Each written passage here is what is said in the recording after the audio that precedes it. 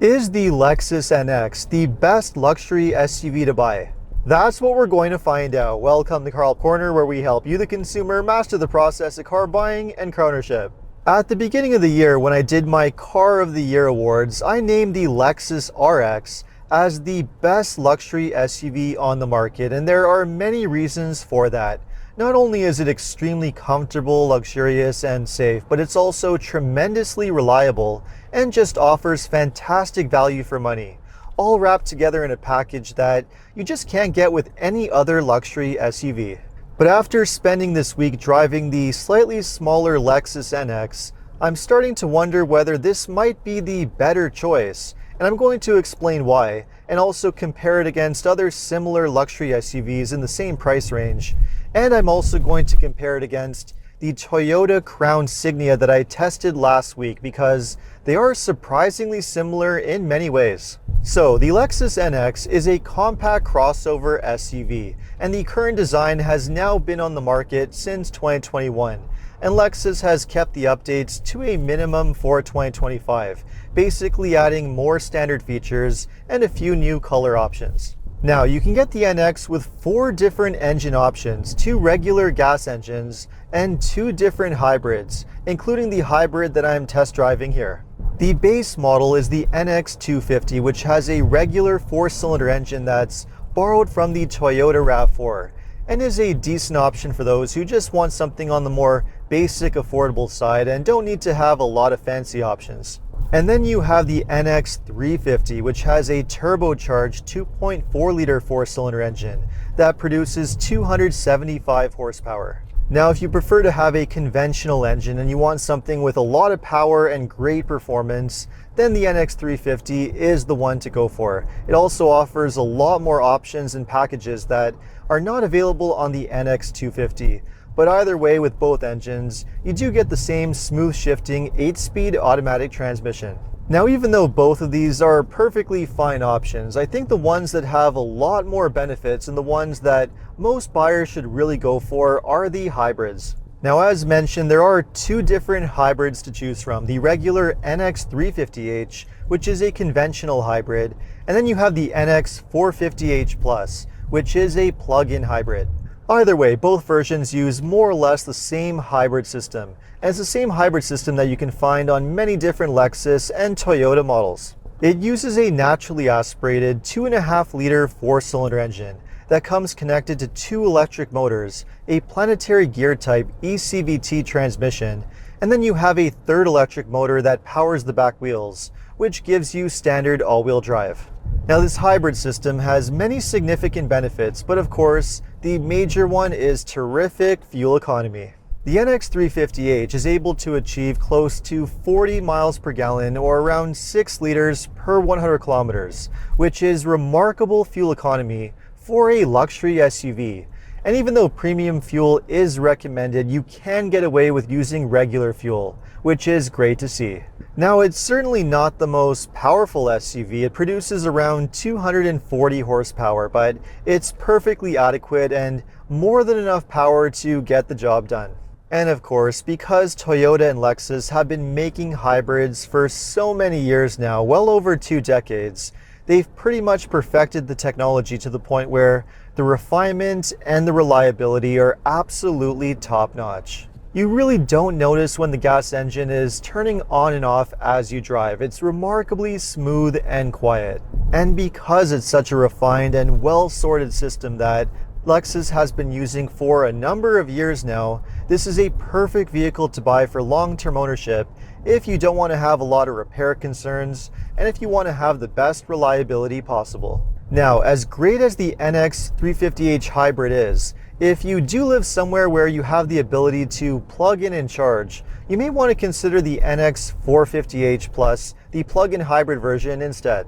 Basically, it uses the exact same hybrid system, only with more powerful electric motors and a larger hybrid battery, which means that it produces just over 300 horsepower instead of 240, and you have a dedicated electric driving range of around 37 miles or 60 kilometers when you charge it.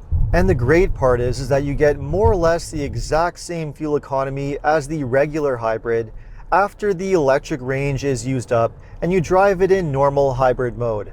And that makes it the perfect transition vehicle for anybody that wants to get into an electrified vehicle, especially a plug-in, but they're not quite ready for a full dedicated electric vehicle quite yet.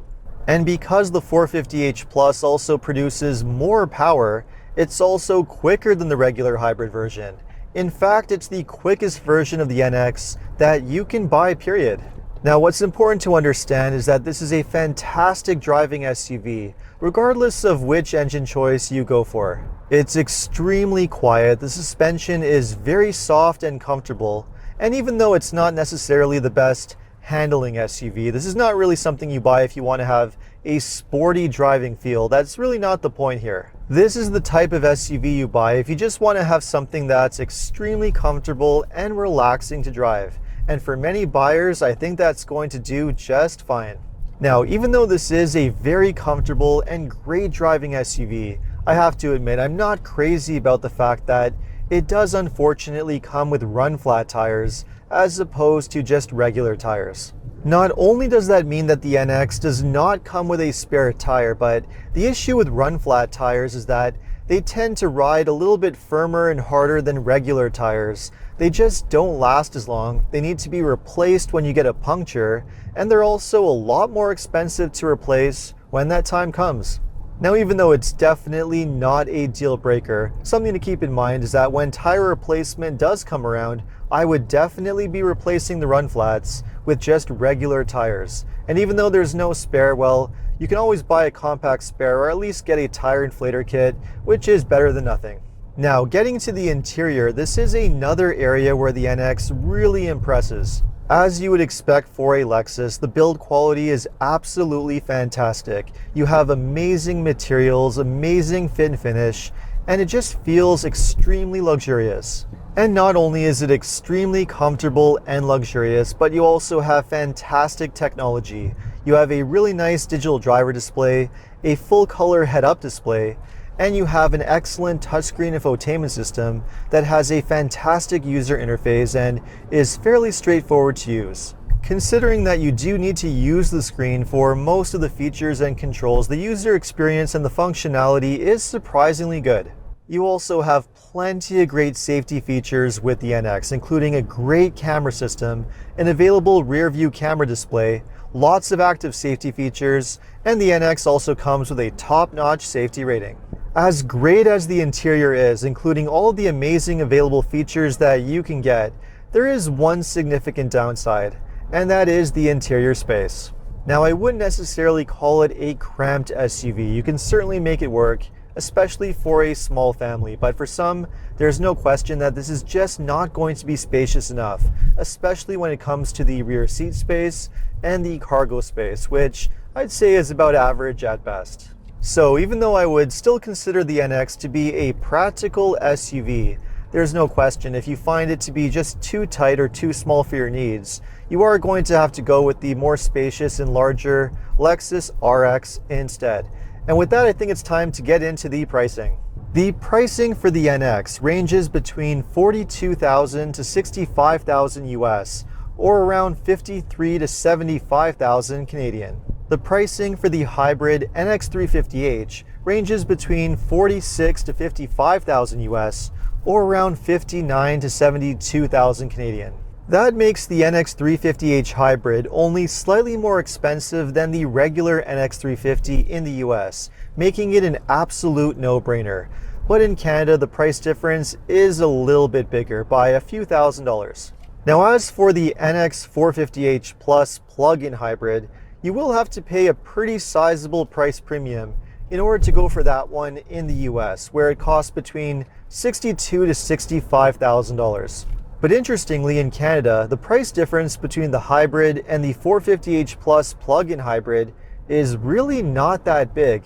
And because the plug-in hybrid is eligible for rebates, including the $5,000 federal rebate here in Canada, that makes the price difference even smaller, to the point where they can actually be more or less the same price. So which version should you go for? Well, I think for most consumers, the regular hybrid, the NX 350h, is going to be the best option to go with. It just has the best combination of being extremely comfortable and luxurious with incredible fuel economy, much better than you can get from most other comparable SUVs. It has a fantastic reputation when it comes to build quality and reliability, and I just think it offers the best value in the lineup. However, if you live somewhere where you can get an NX 450h Plus for around the same price or potentially even a lower price because of the rebates, and you have the ability to charge and plug it in, then I think that is the one to go with. You get all the same benefits with the regular hybrid, plus more power, plus that dedicated electric range, which in the long run is going to save you more money in gas. But regardless of which version you go for, the NX is a fantastic small luxury SUV and comes with many significant benefits over most of its rivals.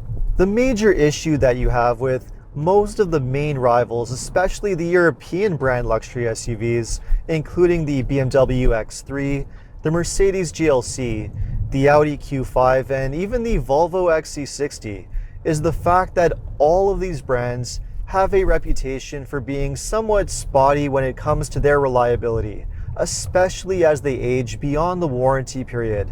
And not only that, they are all extremely expensive to repair beyond that point, which means that all of them are really the type of vehicles that are much better to just lease for 3 to 4 years and then return back to the dealership. That is, unless you spend a significant amount of money and get yourself a really good extended warranty to protect yourself. But really, why should you even bother to do that when you can just get the NX, which doesn't have any of those issues? This is a fantastic vehicle that has a phenomenal reputation for reliability. And even when it does need repairs, when it's much older, way past the warranty period, it's really not going to be that much more expensive to repair than a conventional Toyota. And that's really the major benefit that you get with the NX, and also the larger Lexus RX over any other comparable luxury SUV, which is why they offer better value for money and have much better resale value. Because even when these vehicles are much older, buyers know that they're still worth buying. They're not going to be significant money pits that are going to drown you with repairs like you're going to face with most of those European brands.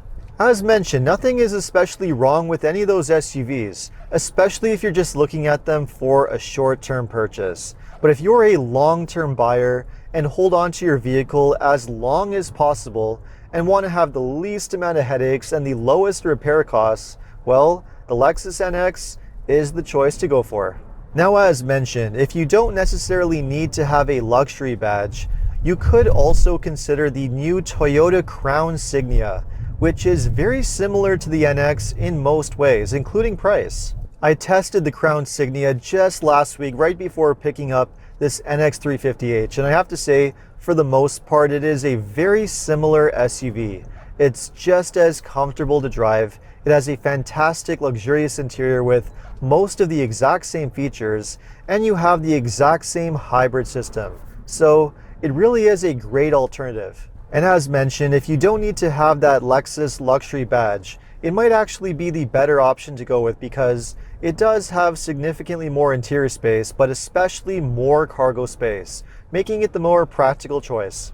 But if you really do want to have that Lexus badge and all the benefits that it comes with, including better customer service, better build quality, then you might want to consider the Lexus RX as an alternative if you really need to have a lot more interior space.